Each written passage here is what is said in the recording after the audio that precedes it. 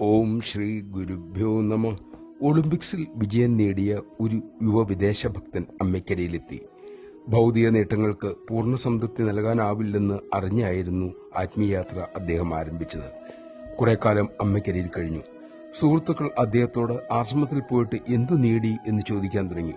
അദ്ദേഹം തന്റെ പ്രശ്നങ്ങളെല്ലാം അമ്മയെ എഴുതി അറിയിച്ചു. അമ്മ അരുളി, മോനെ, ജീവിതം എങ്ങനെ വേണമെന്ന് മോൻ തന്നെ തീരുമാനിക്കണം.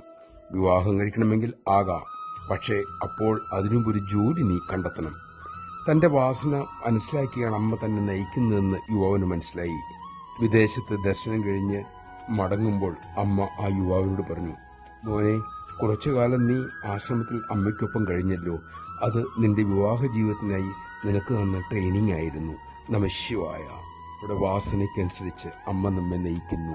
ജീവിതത്തിന്റെ മൂല്യം തിരിച്ചറിഞ്ഞ ദമ്പതികൾക്ക് ഒരുമിച്ച് ആധ്യാത്മികപാതയിലൂടെ മുന്നോട്ട് പോകാൻ സാധിക്കും. മാത്രമല്ല, സമൂഹത്തെ സേവിക്കാനും.